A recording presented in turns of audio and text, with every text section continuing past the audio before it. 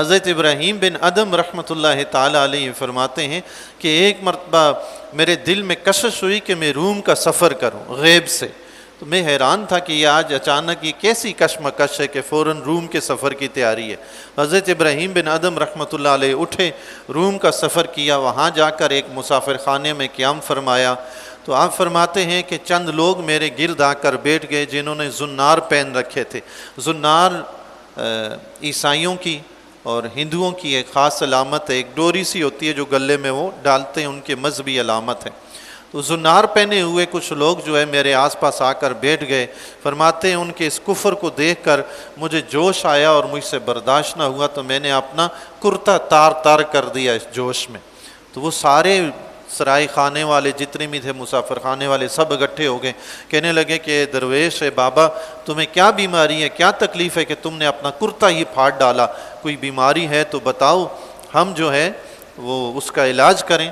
تو حضرت ابراہیم بن ادم رحمۃ اللہ علیہ نے فرمایا، میرے لیے سب سے بڑی بیماری یہ ہے کہ تمہارے کفر کو دیکھ کے مجھ سے برداشت نہیں ہوا۔ انہوں نے کہا لگتا ہے تم محمدی ہو، یعنی حضور علیہ الصلوۃ والسلام کے ماننے والے ہو؟ آپ نے فرمایا ہاں میں محمدی ہوں۔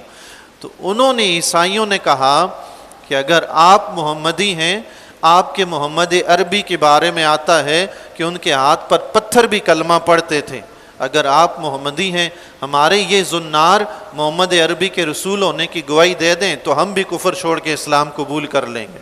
حضرت ابراہیم بن ادم رحمۃ اللہ علیہ نے جب یہ سنا، وضو فرمایا، سجدے میں گرے، بارگاہ الہی میں التجا کرنے لگے، مولا اپنے محمد عربی علیہ الصلوۃ والسلام کو سچا ثابت کرنے کے لیے میری بھی عزت رکھ اور حضور علیہ الصلوۃ والسلام کی نبوت کو بھی ثابت فرما۔ آپ نے ابھی سجدے سے سر نہیں اٹھایا تھا کہ ہر زنار سے آواز آنے لگی، لا الہ الا اللہ محمد رسول اللہ۔ سبحان اللہ، سارے کے سارے مسلمان ہو گئے۔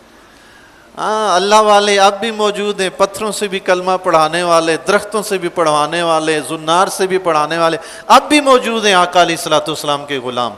یہ دراصل حضور علیہ الصلوۃ والسلام کا فیض ہے جو اولیاء کرام میں جاری ہے۔ یہ اللہ کے ولی کی کرامت ہوتی ہے، اور ولی کی یہی کرامت آج بھی اللہ کے نبی علیہ الصلوۃ والسلام کا معجزہ ہے۔